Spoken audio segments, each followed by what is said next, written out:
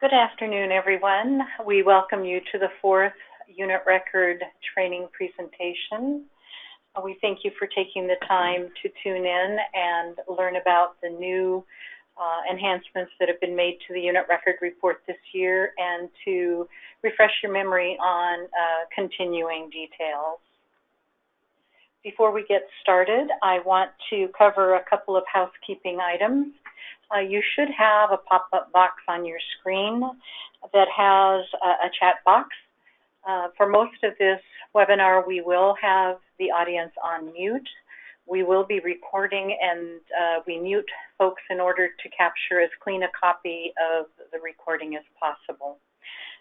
Periodically, we will unmute in order to take questions. These most likely will take place during the section breaks within this presentation. We encourage you to use that chat box to send your questions to us. In the meantime, we will monitor that and will attempt to respond to those during our presentation. Otherwise, please hold your verbal questions until we unmute at those section breaks. With me today are Becky Phillips, who is the Product Manager, Financial Aid for the State Board for Community and Technical Colleges IT, Marla Skelly, who is our Associate Director for Compliance here at the Washington Student Achievement Council, and my name is Ann Voiles. I am the Program Associate for the Student Financial Aid Division here at WASP.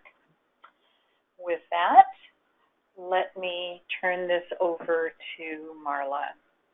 Well, good afternoon, everybody. This is Marla, and I just want to tell you a little about myself. I've been in the aid industry for over 35 years, which is a little scary for me, and have been at WASAC going into my fourth year, which is even more amazing. I can't believe it's been that long. So I do understand the financial aid end of the processing for the institutions, having been a director in the state. This is the 51st year of the unit record report. It's the same as what the Washington College Grant Program is, although its earlier iteration was, you all knew it as the State Need Grant. We still from time to time revert back to SNG, although we are getting it into our brains that it is now the Washington College Grant Program. The purpose of the unit record report is to provide institutional reports and profiles. It helps us provide information to the legislature and some of our partners in the community with data that they need to see how financial aid is being used across the state. So the data you provide gives us institutional comparisons, it measures the needs of our students, and it really becomes data that WASAC relies on for advocating on behalf of students. It gives us the information we need to better articulate what our students are using their aid for, how institutions are using it, etc. It informs potential changes to state aid programs through modeling proposed changes. And it importantly provides a centralized data repository. So what's our basic timeline? The unit record manual is available electronically, and you can see the URL on this slide. I want to remind you that the last couple of months we made a change so that your bookmarks for portal and portal training used to redirect you using Fortress. We don't use Fortress anymore, so you need to change your bookmarks to the new portal and portal training. They're not new, but we're not redirecting it. And Ann will go into that in her section of the training, so you'll be able to see it more clearly. The 2019-20 manual is available, as well as all the program manuals. You may or may not know this, but the unit record report opened August 10th. So it has been open since August 10th, and I am happy to report that we already have an institution that is complete. So that's really good news. But that shouldn't prevent you from getting yours completed as soon as possible. The unit record closes October 5th, and your finalized reports are due. During the month of October, November, Ann and I go through the data and analyze it. That's when you hear from us sometimes if we need you to provide additional information or if we need any clarification of the data you've provided. So it's really important that you start early. I know it's been a very odd year, and what we have always done in the past is a little skewed right now because of the COVID and the changes that we've been experiencing. But please, if you can start it, it would benefit all of us. You can access via the portal the unit record section, and then you compare your school to the various sectors, including any historical data that you may have. That's in January when we get the institutional profiles available. This year, this past year, for 2018, we didn't get all of the information we needed until into January. And by then, the legislators are already gearing up for the session, and it took us a little while to get them the information they needed. So the earlier you get it done, the earlier we get it done, and the better able we are to get information to the legislature when they ask. So the basic manual overview is you've got your introduction, which basically has some really good information in it. It's the basic overview. It states the purpose, changes, and the timeline we just talked about. Chapter 1 are general instructions. Chapter 2 are data definitions. And Chapter 3 is reporting application user's guide. The most important part of this manual, aside from the basic information, are the appendices. All the information you need to process the unit record report and upload it are in here. This is where you need to go to get help. So your Appendix A is the need-based and non-need-based program recipients to report. B is your record layout, file format, valid inputs. C is your system edits that prevent file upload and import. So you want to be aware of those, and we'll go over those in a minute. D is the quick lookup by financial aid program, and E is the quick lookup by unit record report field name. This should be familiar to those of you who've done this before, but for some of the newbies, this may give some more insight. In order to submit your unit record report, you need to submit it as a CSV. On the CSV, or the file that you're creating for submission, we want you to report only students who receive financial aid based on the 2019-20 FAFSA or WASP year. And for those of you who may be new, the WASP stands for the Washington Application for Student Financial Assistance. This is what is used for undocumented students or students who otherwise, for some reason, don't file the federal application. We do have a sample CSV format on our website, and keep in mind it does have some significant changes for 2019-20. Review the field definitions in Chapter 2 of the manual and the record layout in Appendices B and C to determine the valid field content. Hi, everybody. This is Becky Phillips from State Board IT, and I'm going to talk about what happens in the legacy system in regards to unit record report. There has been a batch, an HPUH batch job that was developed years ago to create the file that you ultimately load to WASAC's website for your unit record reporting. That job is SM 9738J, and it does produce the CSV file. And that file includes students who received financial aid during the 2019-20 year. And it also, we make darn sure it includes the header row because we want this all to work well for you. And I do work, my team and I work closely with WASAC to ensure that the file is the correct format and passes portal file edits. So by the time you get to start running it to create your unit record file, it should be hopefully as painless as possible for you. Marla? Thank you. So for reporting requirements, we want you to report need-based recipients on the 2019-20 FAFSA or WASFA, and that's required. There are basically three categories of reportable aid recipients: the need-based recipients that have to file the 2019 FAFSA or WASFA, need-based aid recipients for the programs for the FAFSA or WASFA data may or may not be available, and the non-need-based federal loan recipients, that is Federal Direct, UNSUB, Federal Parent Plus, and Federal Grad Plus loans. Appendix A in the manual details all these categories.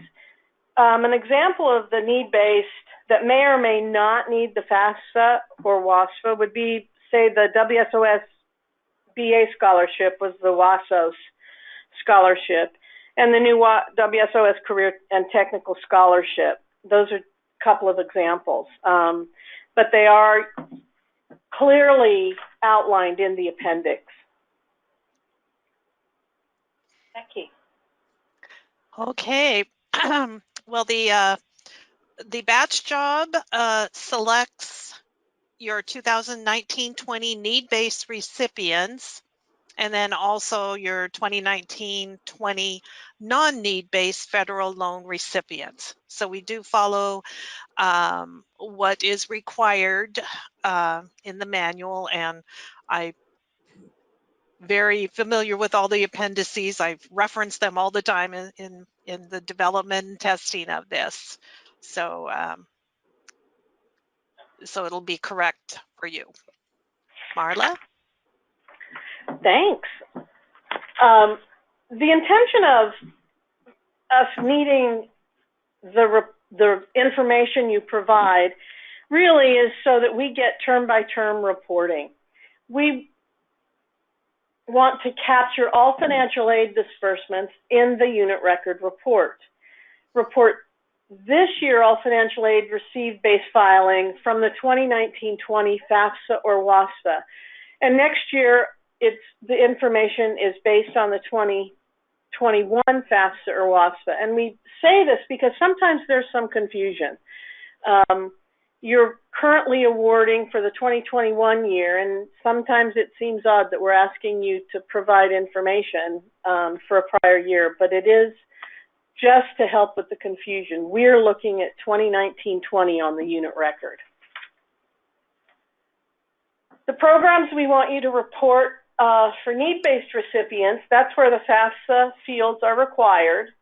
You can read this list as well as I, but I am going to point out that the Washington College grant was formerly the state need grant. And then we have, we've indicated with the asterisk which ones need the FAFSA or WASFA. We have the teacher shortage conditional grant requires the FAFSA or WASFA, and it was reported under conditional loans for 2017-18. The program was not funded in 2018-19. However, in 2019, legislation reactivated the program. So it went away, wasn't funded, now it's back. The teacher shortage conditional grant is not to be confused with the student teaching grant, which was available in 2016-17 and reported under other state-funded gift assistance. the teacher shortage conditional grant will now be reported in the teacher conditional scholarships category. The student teaching grant was funded for 2019-20 and will be reported in the teacher grant programs category. Don't stress if you don't remember all this. It is in the first part of the manual where the new stuff shows up. So it's just to let you know there are some changes that occurred. Need-based recipient other programs that we'd like you to report on are the Federal Teach Grant, Health Professional Scholarships and Grants, the Health Professional Loans, the WSOS BA Scholarship, which was earlier in prior years known as the Opportunity Scholarship, and now there's also the WSOS Career Tech Scholarships. Other state-funded assistant worker retraining programs, need-based institutional gift aid, and institutional employment if it's need-based. Those programs need to be reported. Becky? Okay, both getting more kind of into some technical things with the legacy systems unit record process. Both need-based awards and non-need-based federal loans have separate processing table entries in FAM. They are all on the CIS/WAT processing table. And all of this will be laid out for you in the unit record documentation when that's available. Hopefully, I'm shooting for next week. So more information to come as to where you put all these different categories on your processing table. Marla? For basic food employment and training, or BFET, if your need-based recipients receive the BFET funds and it's easily reportable from your system, we would like you to include the amounts received for the same period of time reported for your recipients. And they should be reported as workforce training funds.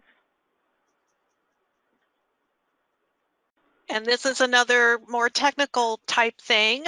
You would enter your BFET award codes on the WCC 150-workforce, weird abbreviation there, entry on your CIS WAT processing table. Marla?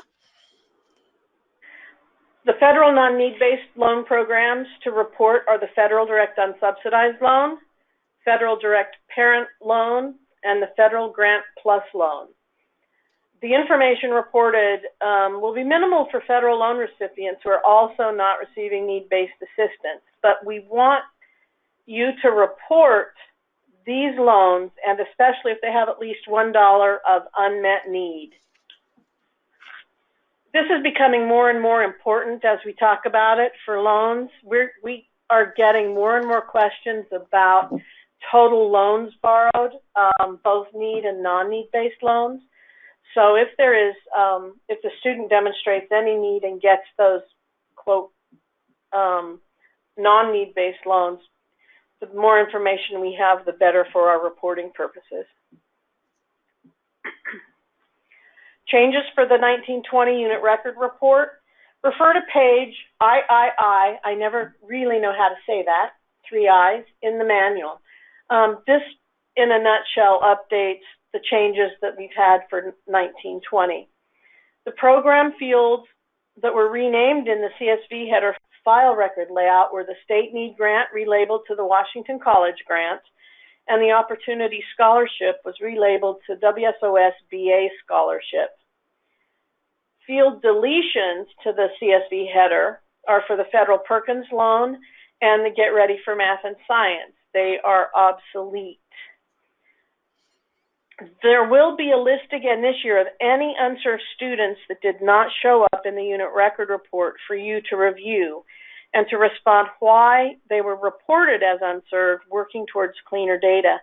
Anne will go into this a little more when she talks about the actual process in the portal. New field additions to the CSV header.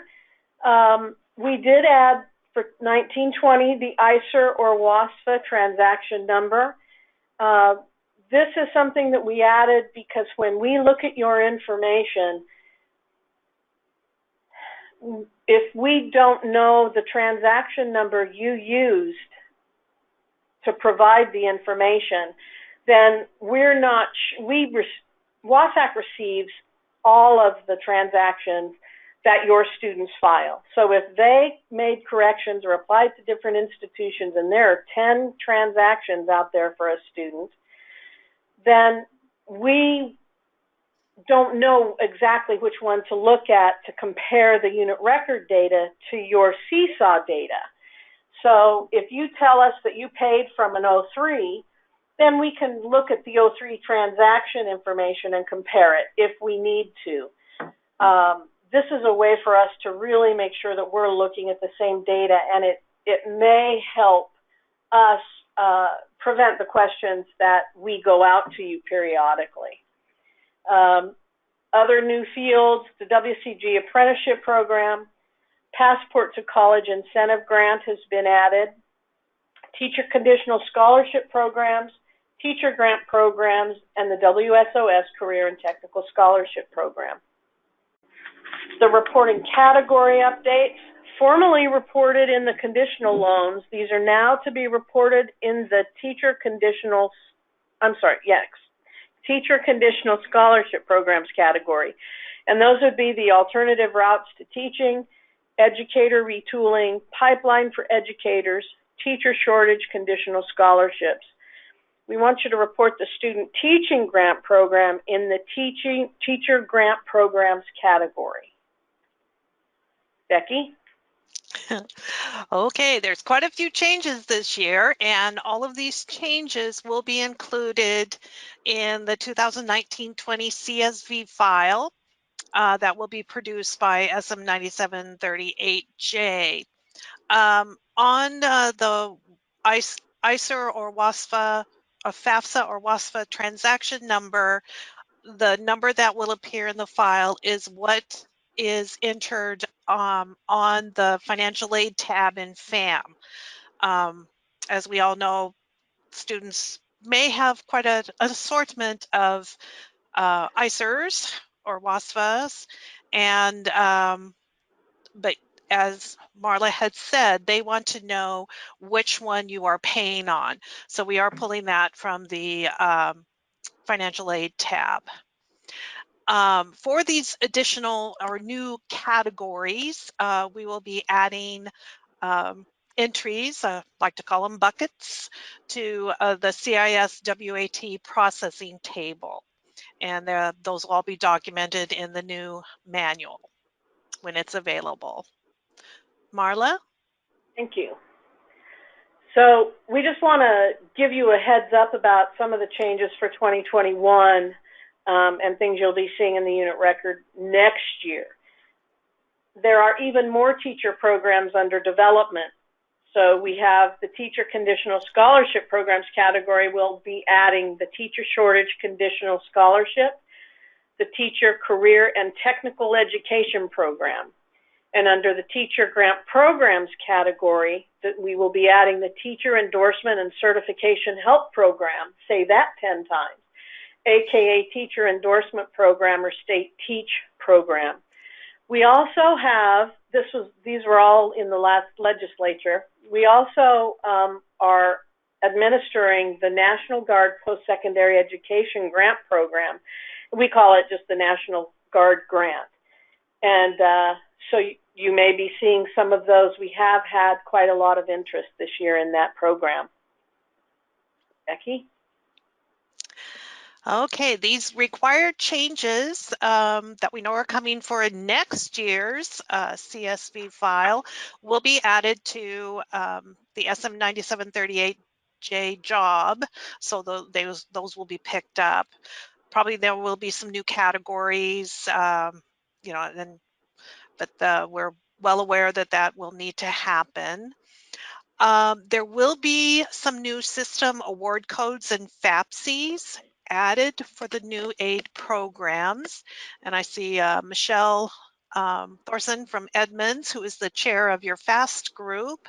She and I have been chatting about what all will be needed, but since there's quite a few new teaching related programs, aid programs, and the National Guard, we will be providing those hopefully not in the fairly near future. Sorry, having trouble saying that. Okay, well, thanks, Marla. Back to you. Thank you. So every year we provide a chart that gives you the valid input ranges for 1920. And we have put, just because I think it's a nice reference to see what was the old value. So for Pell last year it was 0 to 91.43. This year it went to 92.93. So you can see through this chart what the ranges are. If you award in excess of what the new value maximum is, you're going to get an edit. So it's just something to keep in mind and something to keep, either a chart, you can print it, or just keep it in the back of your mind. Becky? Okay, these limits, we do pay attention to those, and those have been added to the SM 9738J job, so that you'll find out even before you upload your file to Seesaw that you may have exceeded one of their limits, but those will be included in the reporting, the unit record program. Marla? So for all financial aid recipients reported, the required fields are Social Security number, first name, last name, gender, are they a state resident, year in school, financial aid per term, even if it's 0, and enrollment status per term. Report financial aid for each of the 5 terms and report enrollment status for each of the 5 terms. Report non-need-based aid received for all need-based recipients.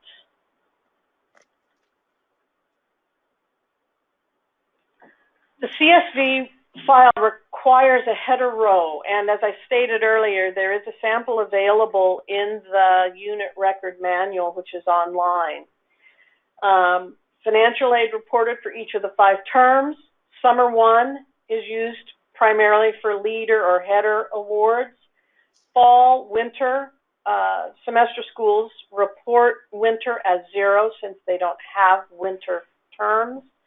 Spring, summer 2, which is used primarily for trailer awards. And just a note that clock hour schools may have awards for all 5 terms. So when should you include summer aid in your reporting? Review Chapter 2 of the manual for more detailed information. Summer aid reported are amounts received based on the 2019-20 FAFSA or WASPA. That's the clear distinction. So you're reporting summer based on that 1920 FAFSA. In general, leader or header schools report summer 1 aid. And they would then, if they have summer 1, then they would report summer 2 as 0. Conversely, trailer schools would report summer 2 aid and then report summer 1 as 0. Clock hour schools may report aid for both summer terms.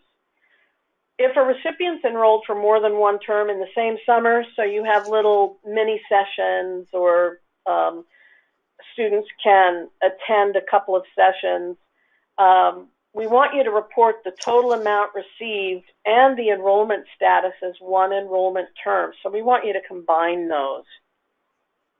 Becky?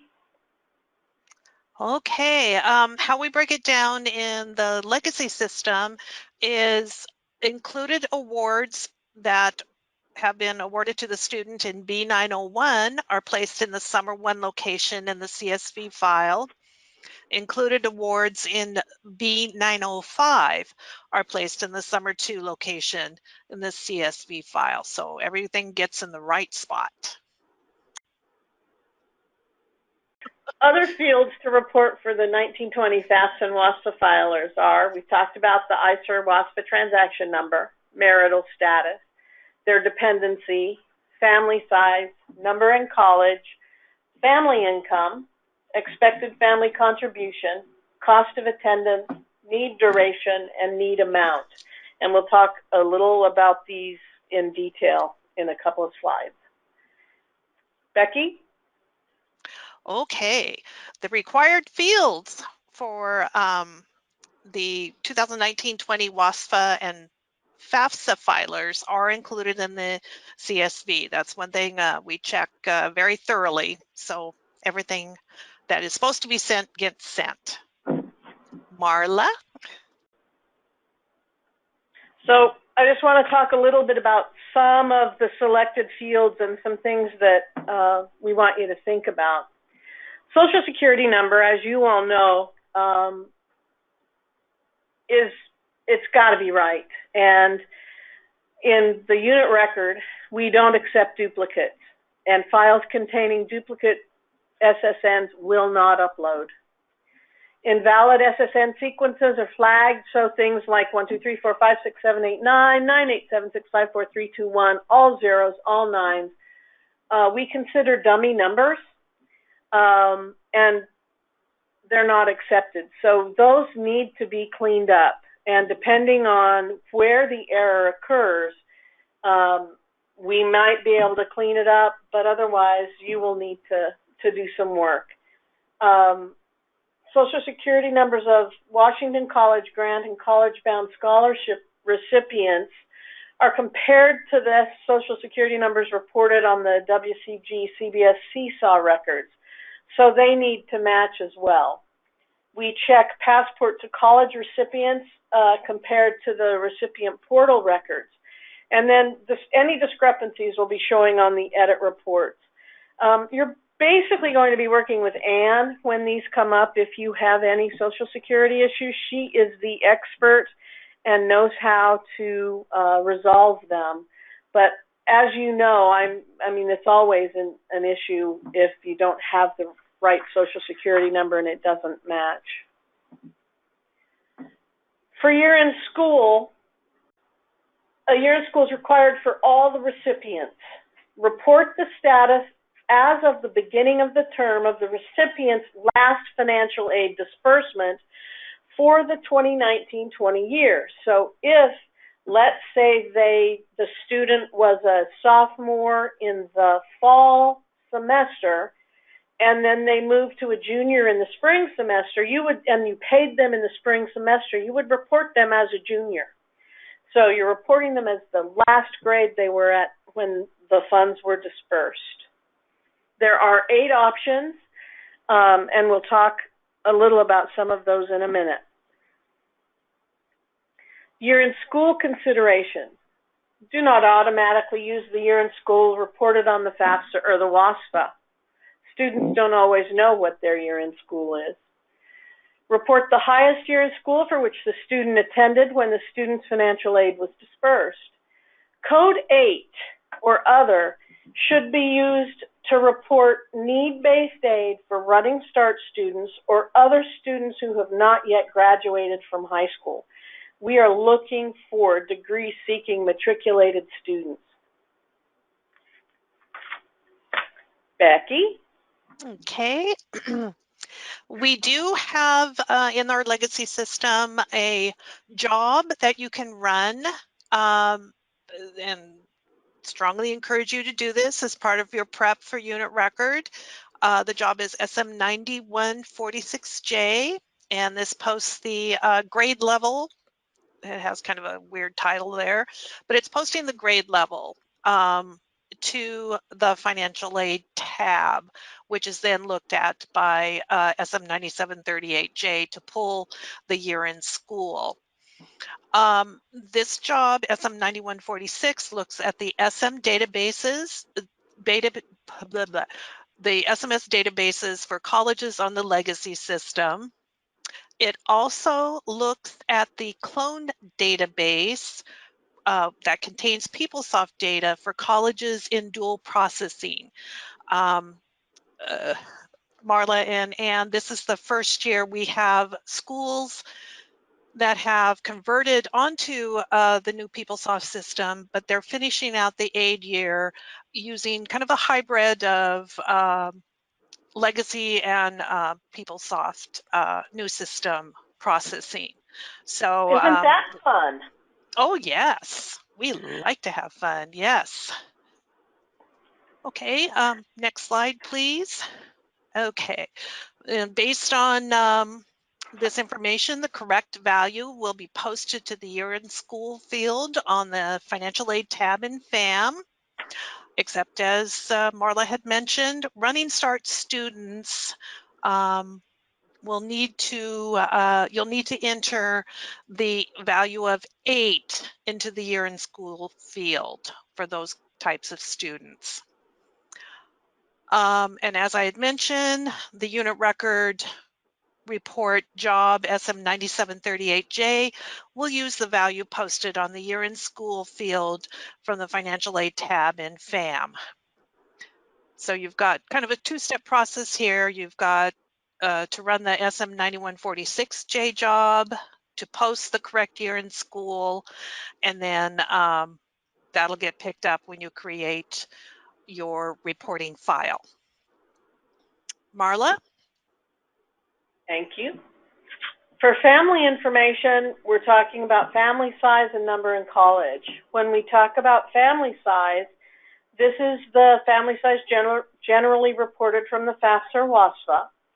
It must be 2 or higher for dependent students, and it must be 1 or higher for independent students, because if they're married, you need to put that the family size is 2 or higher.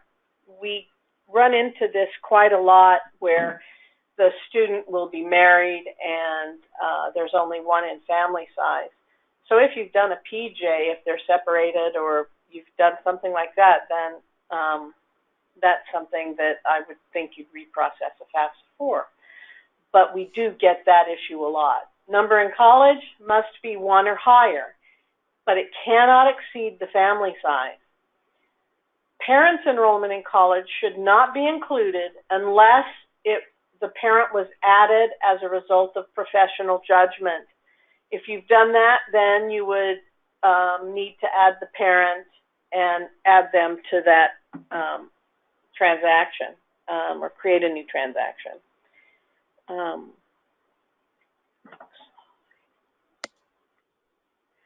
On the family income, we report taxable and untaxed family income based on the review of the 2019-20 FAFSA or WASFA. Usually, because of the prior, the income will be based on the 2017 income from the FAFSA or WASFA. If, though, a professional judgment decision was made, we want you to report that income. But again, if you make a professional judgment and it substantively changes the ICER, you need to reprocess that through the federal processor so you have an updated transaction with the appropriate income information and family size information. We have had a number of instances where someone has updated the unit record with the information they changed, but they never submitted the changes to the processor for a new EFC. Report the integers without dollar signs or cents. And this is the only place that you can place a negative number. So if they actually had a negative family income, you can place a negative number in that field.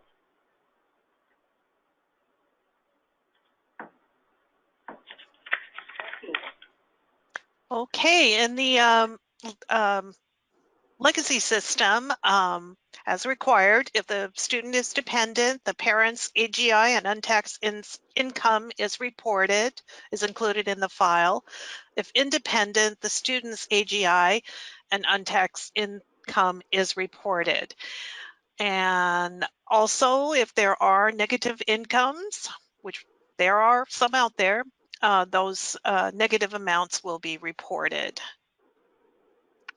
Marla? Thank you. So for expected family contribution, we want you to use the federal methodology calculation produced by the U.S. Department of Education on the 1920 FAFSA or WASPA. And there are schools that use institutional methodology, but that often produces a different EFC. So we want the federal calculation. Make sure you report that. It may be adjusted by professional judgment decisions, and the EFC should reflect the number of months reported in the need duration. So if you have a need duration of, say, 6 months, then your expected family contribution should reflect 6 months as well. And you'll see the asterisk at the bottom. These data elements should align across the unit record and FAFSA and WASPA unless it's adjusted for need duration less than or greater than the 9-month regular academic year. For cost of attendance, most campuses use several student budgets to reflect changes in living expenses. So you could have on-campus, off-campus, with parent kinds of living expenses. And so you do have a variety of cost of attendances. We want you to report the student budget amount related to the need amount. And the cost of attendance should be based on the number of months reported in the need duration. This cost of attendance, need duration, and EFC must be the same number of months. Need amount, the standard calculation is basically your cost of attendance minus your expected family contribution equals need. We base all 3 items on the number of months reported in the need duration. For need amount, report the amount used in the disbursement of aid. Report the need amount as 0 or higher. Unlike income, we don't want a negative number here. If you have a negative need, you need to report that as 0. We last year had to go in and make a number of changes in this particular field, and so we just want the reminder that it's 0 is the minimum. Becky? Okay, our nifty legacy program, SM9738J, will generate an error message if the need amount is not the cost of attendance minus the combined student and parent contribution. So you'll know about it before you upload your file. The error message that is generated is need amount invalid, and we'll have some information about that in the manual when it's available. Marla? Well, thank you. Report need duration based on the number of months for which the need amount and cost of attendance were reported. Normally, you're going to report integers from 1 to 12. So as an example, if you have a 9-month setup and then the student leaves after 1 term, you are not required to recalculate everything to a 3-month duration. You can, but it's not required. But if you adjust it, all the budget components must be adjusted as well. We're really looking for consistency across the students in your institution. This is just a chart of basic enrollment status. It's typical, so you can read this as well as I. It's what we look for and expect to be added when we ask for term enrollment status. 1 full-time, 2 half-time, 3 3/4 time, 5 is less than half-time, and 0 is not enrolled. And typically clock hour awards are for full-time enrollment status, except that the final term may be paid for part-time enrollment status unless a student is out of QER. For clock hour, these are just date ranges for clock hour institutions. They usually fall within these ranges, just to give you an idea of the terms and what we look at when we see clock hour institutions and when they pay. Report the final awards and enrollment levels of students at the time of disbursement. The unit record reporting tool checks against seesaw records. This is really critical to remember because if you have different information in the unit record than you have in seesaw, we're going to question it, and we're probably going to have to either reopen the unit record and send it back to you, or there may be changes that we can make, but our goal is to not have to make any changes. And it's really important for you to review the WCG, CBS, and Passport Differences report to verify all recipients and awards are correctly reported. If there's a difference here, it's because either you overpaid or underpaid or you owe us money. There's some reason for there to be a difference here. And so it's important that you really review this and identify what the problem is. Anne's normally the one who reviews those, and she'll be in touch.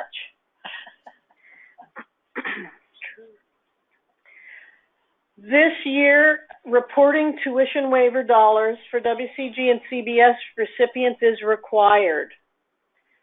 An accurate representation of all forms of assistance that needy students are receiving is what we're hoping to get, and tuition waivers are a form of assistance. Include the full assessed tuition and fee amounts in each student's cost of attendance to reflect tuition prior to the application of the waivers.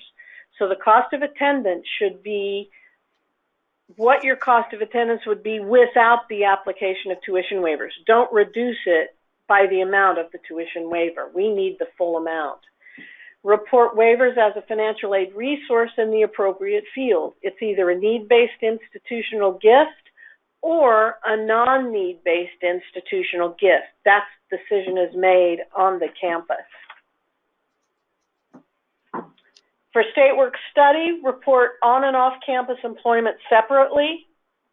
Report the student's total gross earnings, including employer match or institutional share. Include summer employment. Report either actual gross earnings based on monthly cutoff dates or institutional payroll dates. Average gross term earnings over the academic year for all terms the student was enrolled at least half-time, so one of those things. We look to make sure that the total amount you're reporting matches with what the State Work Study Program staff tell us. For institutional gift aid, report it either as need-based institutional gift aid, all institutional grant scholarships and or waivers awarded solely or partially on a review of the 1920 FAFSA or WASPA. Conversely, non-need-based institutional gift aid is all institutional grants, scholarships, and or waivers awarded without regard to the FAFSA or WASPA. This includes institutional funds awarded to Running Start or non-matriculated students. Other state-funded gift assistance. This is we want you to report sources of state aid not reported elsewhere. And here are some examples: American Indian Endowed Scholarship, Early Achievers Opportunity Grant, Student Emergency Assistant Grant, Washington Scholars. So if you have a source of state aid and you don't know where to put it, and it is, then you would use the other state-funded category. Becky? Okay, there will be a complete list of the aid categories and the corresponding processing table entry in the State Board Legacy Unit Record Manual. And I will send out notice to DERF and aid list when this documentation is available and when the 2019-20 SM9738J is available. We do update that every year. The SM9738J that's out there now is not looking at 2019-20. This is a way we ensure that you are reporting on the correct year. So the 2019-20 programming will be available hopefully next week. And I will send out information to the listserv when that's available. Okay. Marla, although I did just see Yes, it you looks like did. Yes, you did. We saw that there was a question about CARES. Would someone like to repeat that for us?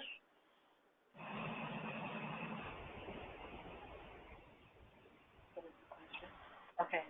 Oh. The answer, someone asked, do we need to include CARES funds on this report? The answer is no.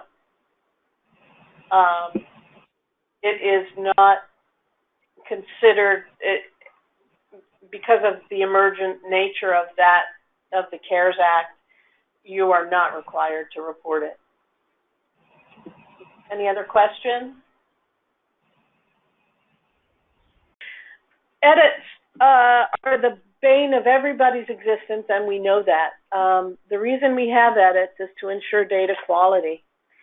There are some softer edits for students receiving only non-need-based federal loans. They're not quite as restrictive. FAFSA-related edits are also softer for students not receiving FAFSA or WASP required aid types. So in Appendix C, page 46 in the manual, is a list of edits that prevent the file upload. And some examples of those errors are that the header row is missing or invalid, really important, but it seems like Becky has taken care of that one. Duplicate SSNs, any invalid codes, blanks reported in required fields. If it's required and it's blank, it's a problem. Make sure that you review all 12 items that can prevent your file upload. There are also some non-overridable edits. Again, Appendix C, pages 47 to 49 in the manual. If your total aid reported is 0, non-resident with WCG or other state aid, that has to be addressed because non-residents are not eligible. If the number in college is greater than the family size, and no valid institutional state work study allocation in the portal. There are also overridable edits, and here are some examples of those. These edits are in Appendix C, pages 47 and 49. Need amount is 0 with need-based aid. Your budget changed with dropped credit, something happened. Year in school for aid type. This is one of those with the aid year that can mess you up. If the federal the student is reported as an undergrad and they have a grad plus loan, but it's not unusual if a student went from undergrad to graduate mid-year. Date of birth outside a normal range. Our normal range is pretty old, but we do get them. We also get young. So there are just some things, if it's outside the normal range, you can override that and say, yeah, they are 95. If the cost of attendance minus the expected family contribution, which is calculated by this edit program, does not equal the need amount reported by the college, you can override that.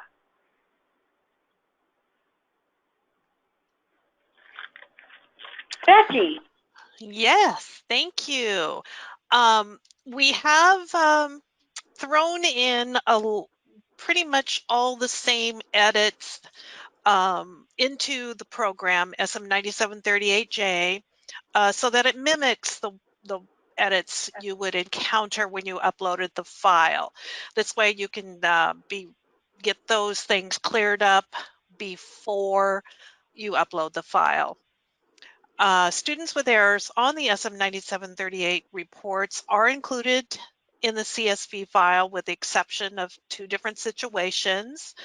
Students' award amounts are 0, or students have awards that aren't entered in a CISWAT processing table entry.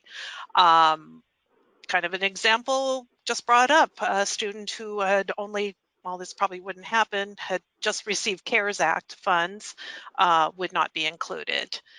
And that's probably not going to happen. But there are several reports included when you run SM9738J. The C report lists the errors, and you can sort it students by the error message or error messages by student. So you can run it a couple different ways to see which way helps you find these errors and correct them. Marla? Thanks, Becky. So just some reminders. Keep your override comments concise and to the point. But we want you to provide sufficient detail so that the edit is directly addressed. We need enough information that we know what you're saying. Report family income using the WCG income calculation, not the federal total income field from FAFSA. And it should match income reported in the Seesaw student record for 1920. And it sounds like the processes that are run for you all pulls the appropriate fields from the FAFSA. So that's a good thing. So I'm not going to go over those things. One thing that I do want to talk about is you can subtract some exclusions that are on the FAFSA. So things like taxable earning from need-based employment from programs such as federal work study, taxable student grant and scholarship aid reported to the IRS and the AGI. And that includes things like AmeriCorps, fellowships and assistantships, untaxed combat pay or special combat pay, and earnings from work under a cooperative education program offered by the college. These are just things that you can exclude if you choose.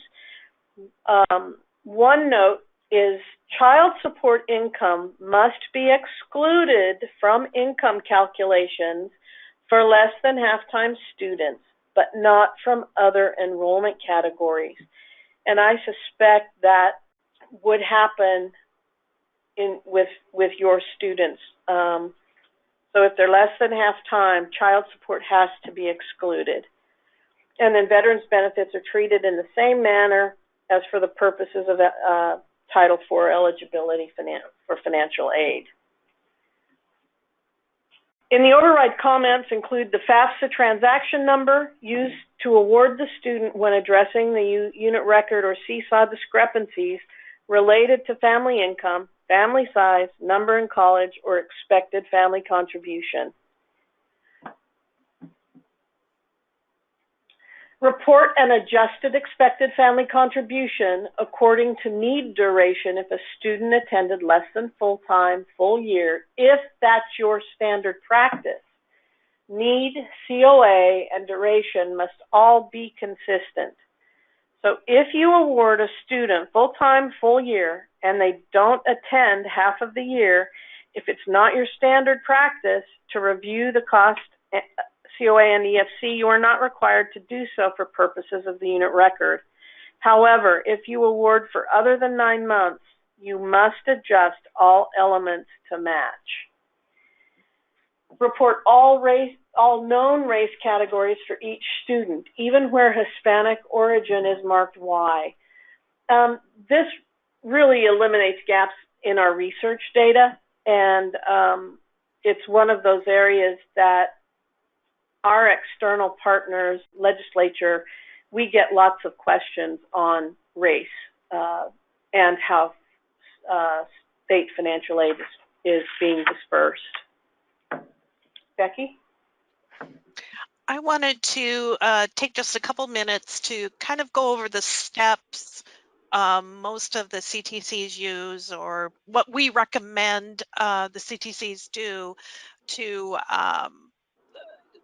do their unit record reporting, starting with reconciling awards with expenditure data. You run the job mentioned before to post the year in school to the financial aid tab. And again, legacy colleges use SMS data. Dual processing colleges used data that's in the cloned database that comes from the PeopleSoft system. You run a job to update the academic hours on the academic tab. You run a job to update residency status from SMS. There is a data express procedure to determine if award code was used during 2019-20 year. Next slide, please.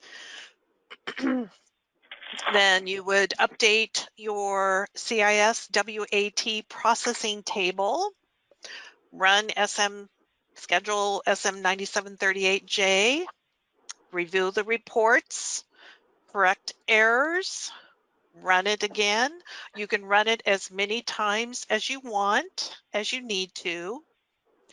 And then when you're ready and have your data cleaned as possible, run it again in final mode to generate the final reports and the CSV file.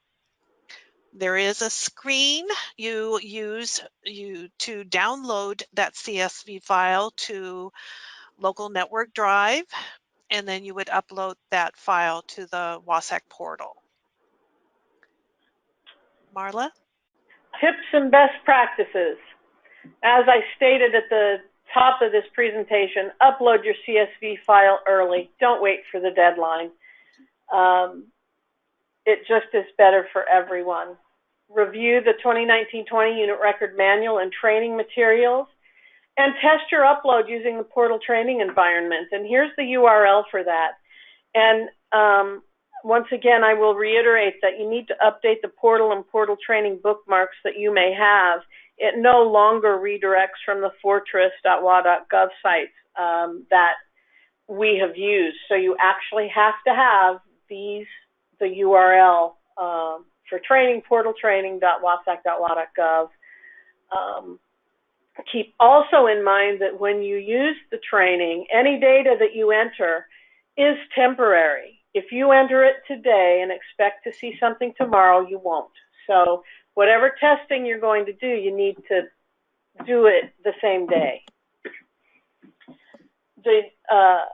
Use your unit record informational reports to check for consistency and validity. The CTC should review the SBCTC 2019-20 unit record processing guide when it becomes available. And please contact WASAC with any questions or problems that aren't addressed in the unit record manual or something that isn't clear to you. If it's not clear to you, it's probably not clear to someone else. And each year we go through and update the manual, but if we don't know that something wasn't quite clear, we can't really address it. We will send a notice when the session has been posted to the web and is available for you to share with others. It'll be out on the WASAC website. And one thing I will say before asking for any final questions, we are going to be asking for unserved again. This is the last year, and I'm hearing you all go, woo-hoo! Because of the guarantee nature of Washington College grant, there should be no unserved for the 2021 academic year. So hopefully the unserved slides that you'll be looking at, it'll be the last year that we use those. If you have unserved students this year who never received any financial aid and they were self-pays, don't add a record for them. They'll be on the discrepancy report, not an edit. So that's the last tip. Are there any final questions for us or Becky? I see a question. Let me see here. Okay, from Chantel.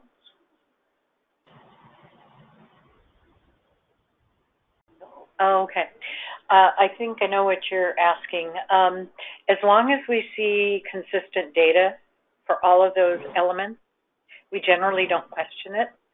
It's when we see that one of those elements looks out of whack for, in comparison to the others, that we take a closer look. And when we look at the student record and we see there's a discrepancy, that's when we contact you and ask you to correct the record or fix it.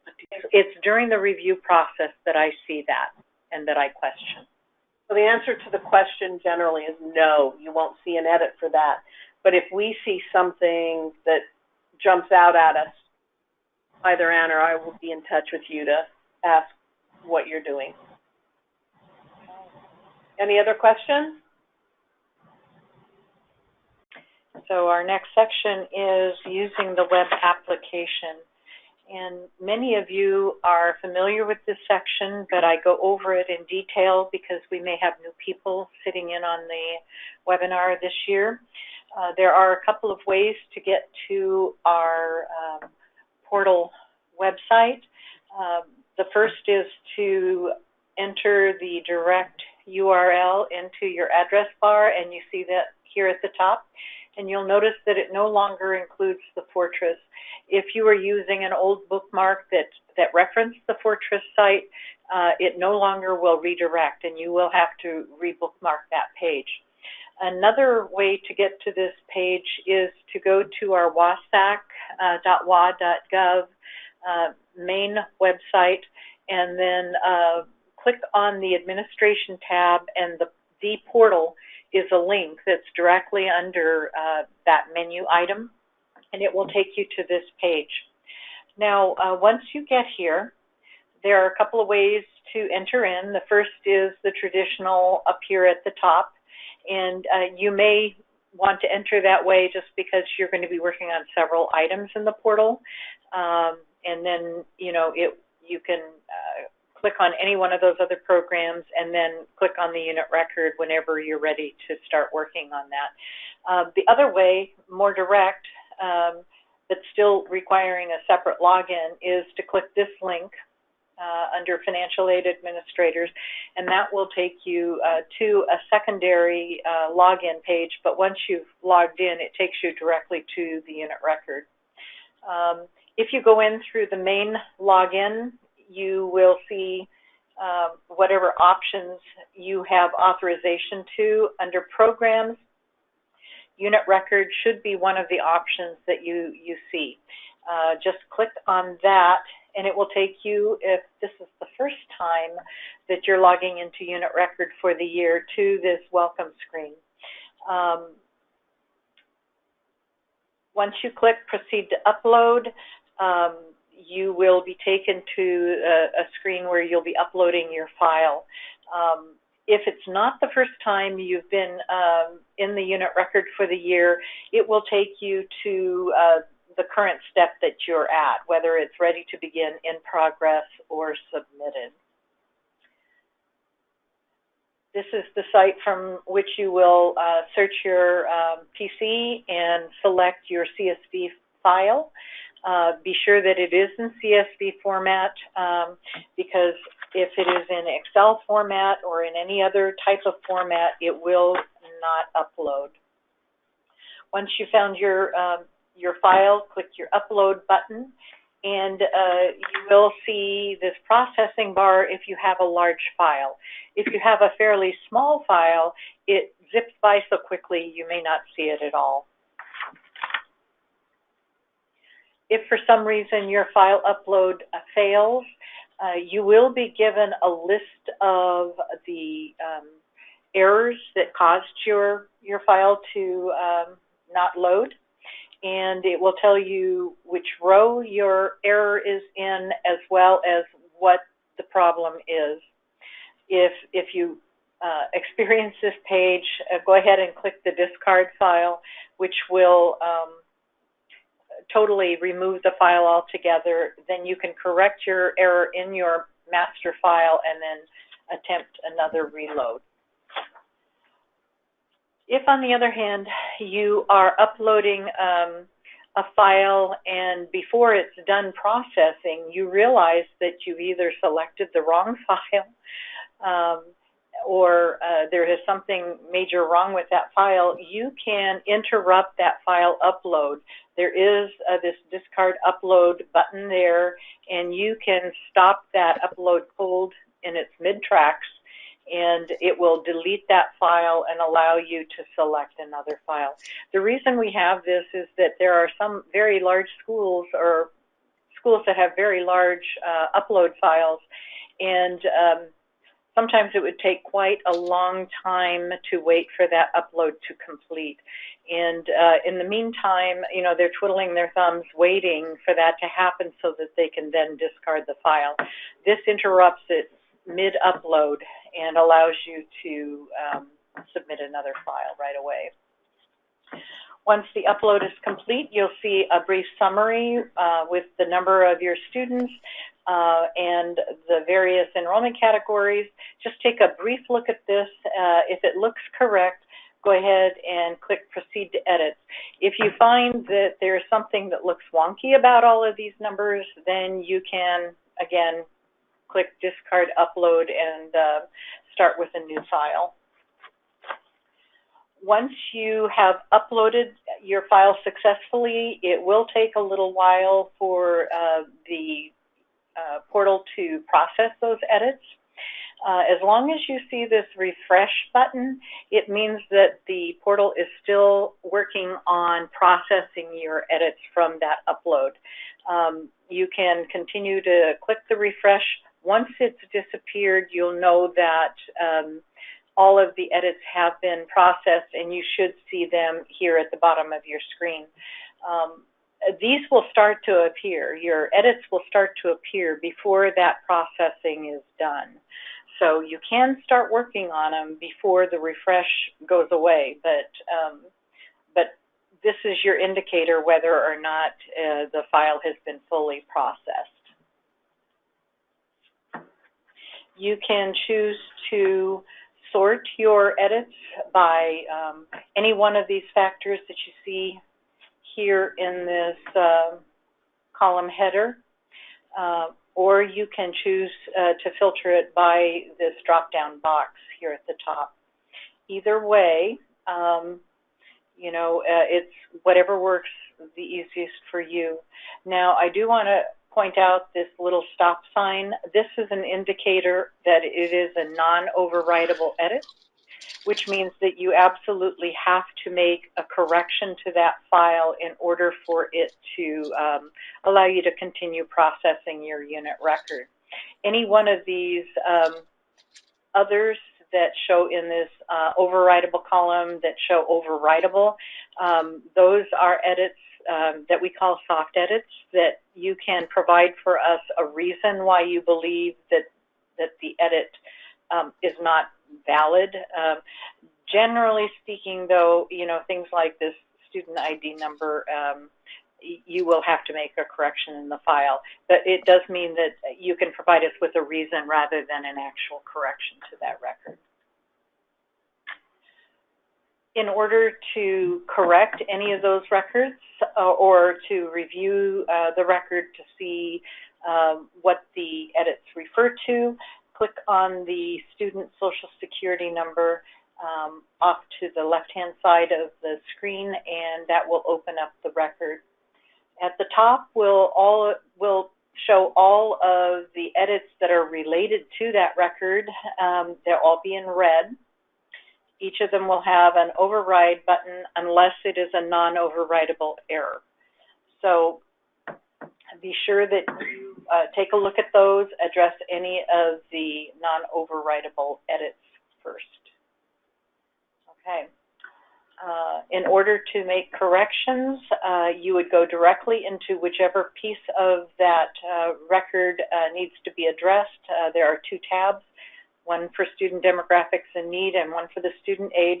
You would click directly into whatever field needs to be corrected, and at the top are the enrollment statuses, and those are all drop-down boxes. All of the fields for the programs are direct click in, so you would just click into that box, you know, backspace, clear out the number, and then put in the correct number. Be sure that you save whatever changes you make before you leave that record. On the other hand, if you're going to do an override, when you click that button, it will bring a pop-up box, and you can enter your override comment in that pop-up box. Be sure that you save it. Once you've saved it, you will take a look at the top of that screen, and you will see that that edit has been grayed out. In order to take a look and double check your edit, you can hover your cursor over that little blue icon circle, and your comment will pop up as a little box over the top of that. After you've addressed all the edits here on this main edit page, you can click to continue. What that will do is take you to the differences report for Washington College Grant, College Bound, and Passport to College. As Marla said, for the last time this year, you will also see this tab for missing Washington College Grant unserved students. If you have already addressed the override in the main edit page, you will see a yes under this override requested column. And that's an indicator that you don't need to revisit that record.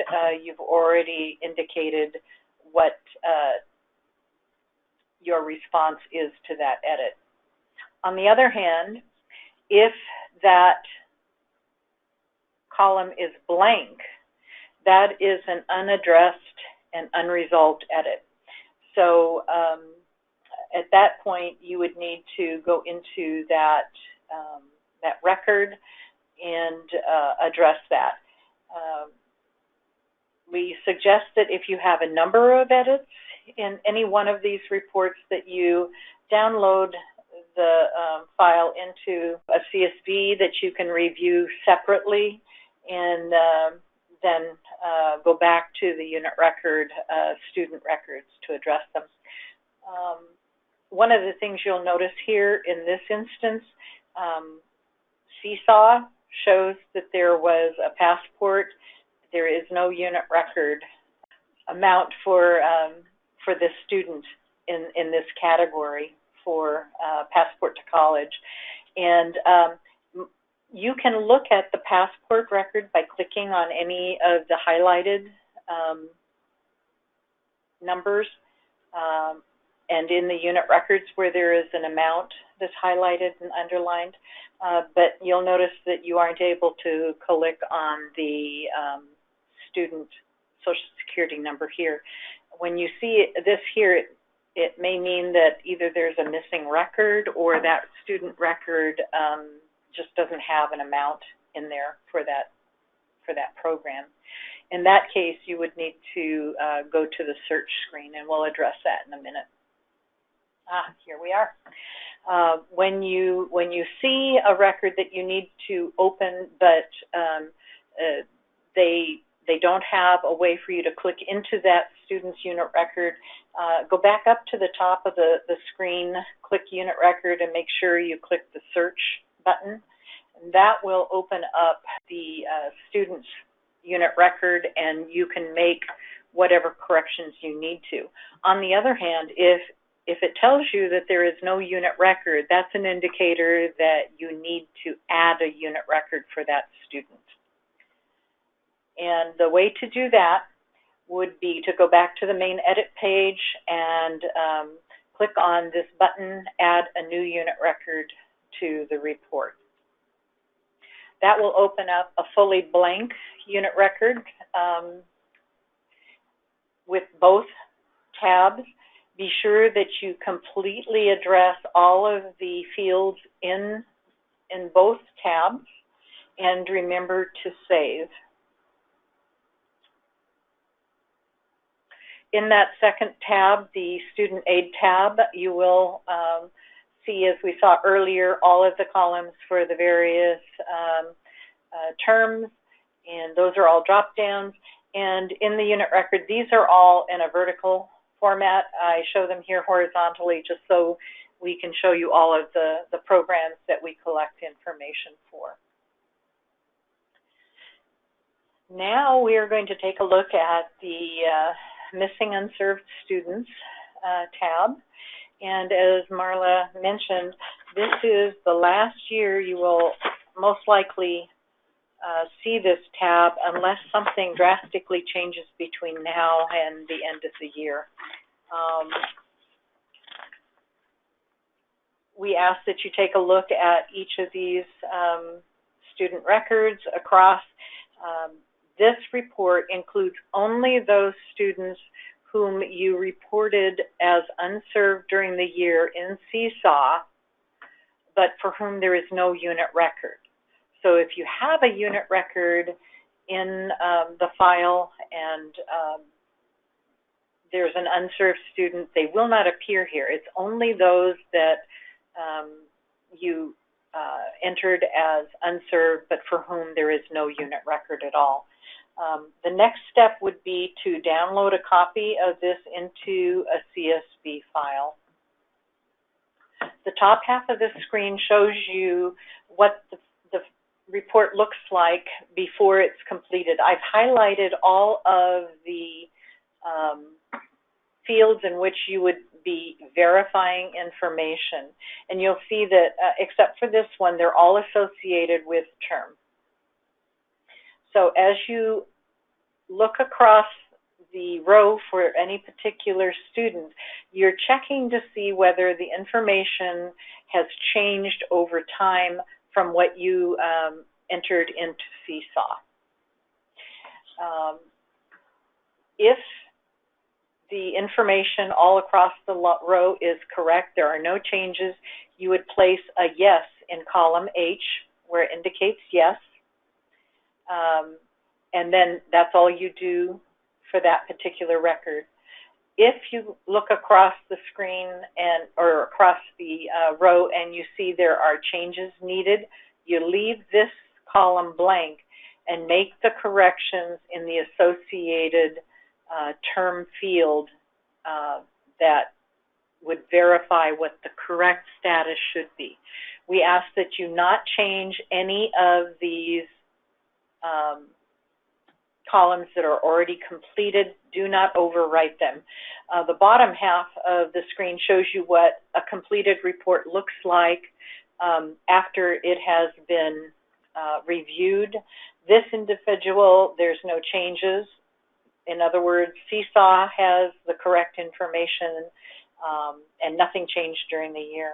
On the other hand, for Aaron Andrews, you see that fall term, you had originally showed him in Seesaw as not enrolled. Ended up, he was less than half-time for the term, and the same thing for winter. He was not enrolled in original Seesaw, but changed to half-time during the year. So those are the corrections that you would make. And once you have fully completed that report, you would save it to your PC, and then you would upload it into an email to us, because we do check those and we make the corrections in Seesaw after the fact, so that what we have after the unit record is complete is a Seesaw record that's fully correct for the full year. If you don't see this send an email button, you can still send us that report. It may mean that you're in there are actually a couple of places where you can see these differences reports. And if you're not in the correct place, what you need to do is go back up to the main menu bar at the top of the screen and go into the common menu item and look for files, forms, and memos, and send us a secure file with that CSV information from that area.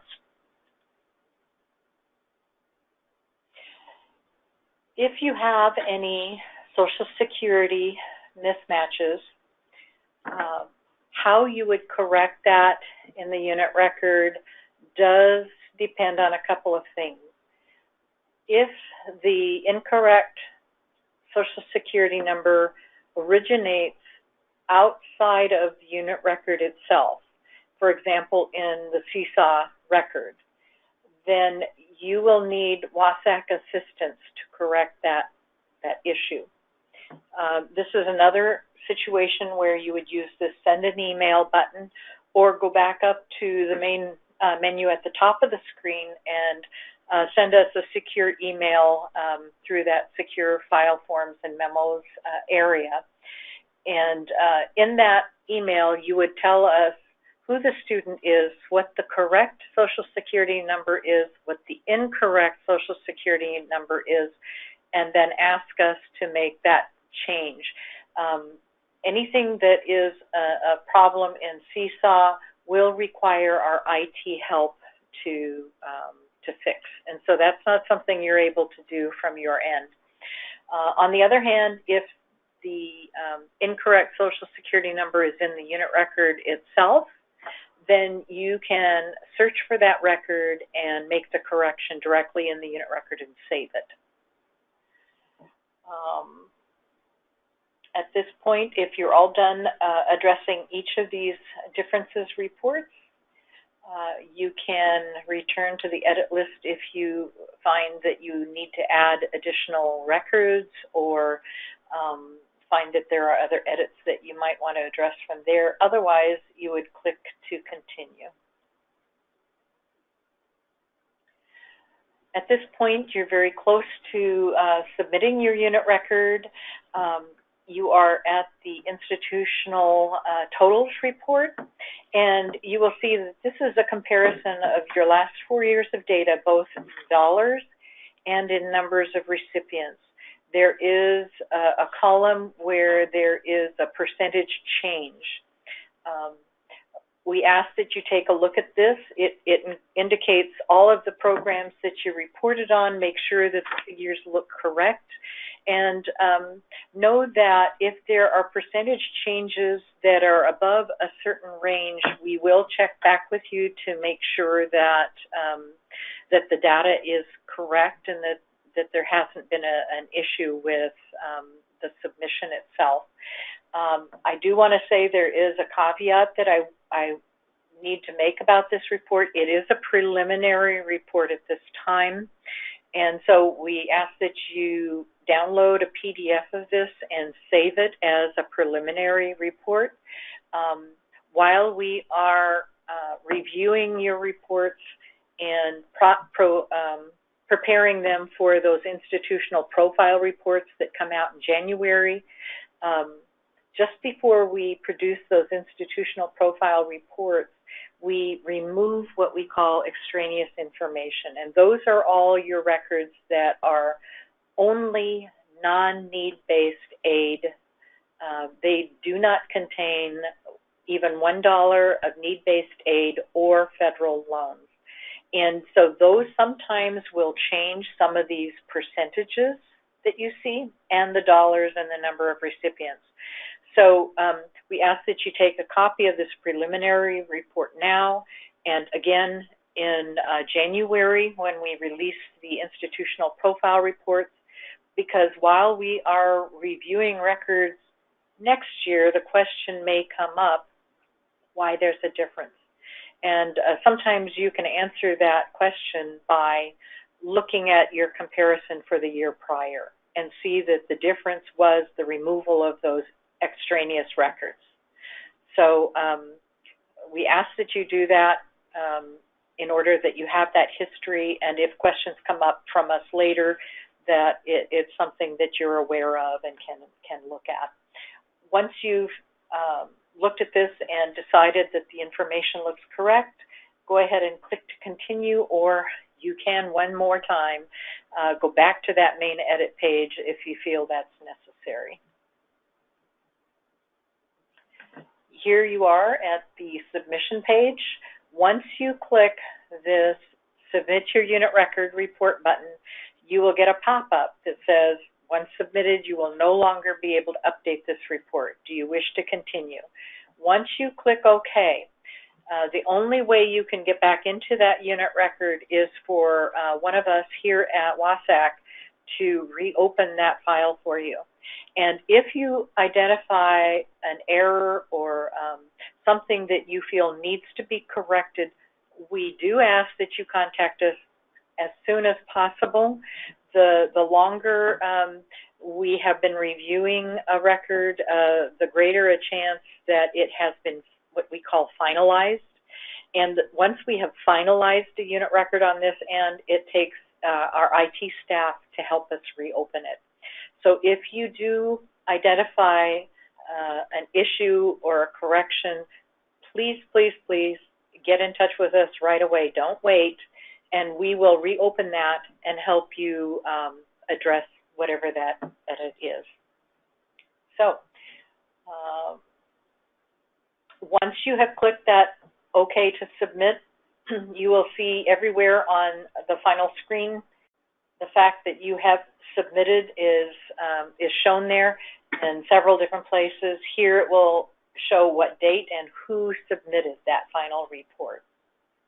At this point, you're able to log out. And before we close, I just want to tell you that you can go back into the unit record at any time and click this reports button.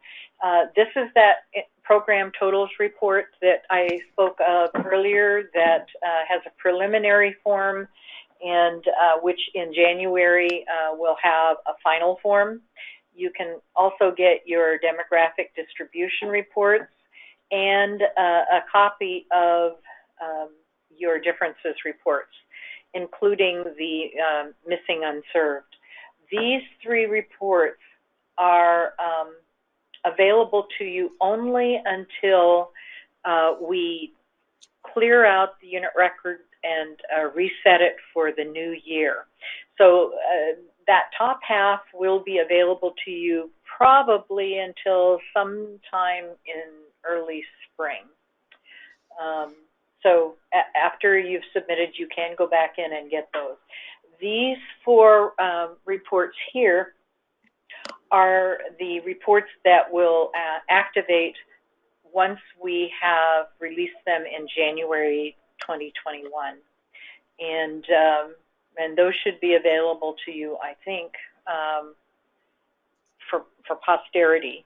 Generally speaking, there is a drop down here at the top where you can select a year and then you can get these reports. But the ones here at the top are only available until we reset the unit record. Okay. With that, let me turn it back over to Becky to address this particular slide. Okay, learning lots today. For the CTCs on the call, if you need help with setting up your unit record, running any of the jobs, correcting errors, and downloading the CSV file, please email the legacy support at support@sbctc.edu. That way a ticket can be created and either Joni or myself will be helping you resolve whatever issue you are encountering. Marla and Ann, back to you. Thanks, Becky. You're welcome. This slide tells you where you need to go for help if you do need any help. The unit record manual is available at wasac.wa.gov/unit-record. You can contact the Washington Student Achievement Council staff at the unit record at wasac.wa.gov. And we ask that you send any questions to this mailbox because all of us working on unit record have access to this. So if you send me a question and use my Marla S at wasac.wa.gov, Carla and Ann are unable to see that. And so if I'm out of the office for some reason, they would be able to respond. So it's just something to keep in mind. We do look at those, any questions that come through the mailbox and try to respond. Again, make sure that you take a look at the unit record manual. It's out there for you to read to your heart's content. I want to mention one thing also.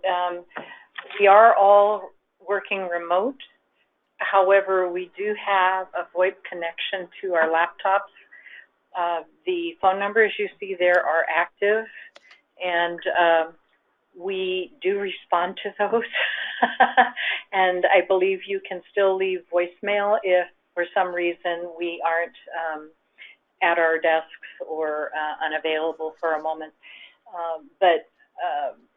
So know that we are here to help you in any way possible. For questions that come up with the FAST legacy system, please be sure that you contact Becky at her email address. So are there any other questions that we can answer for you before we sign off?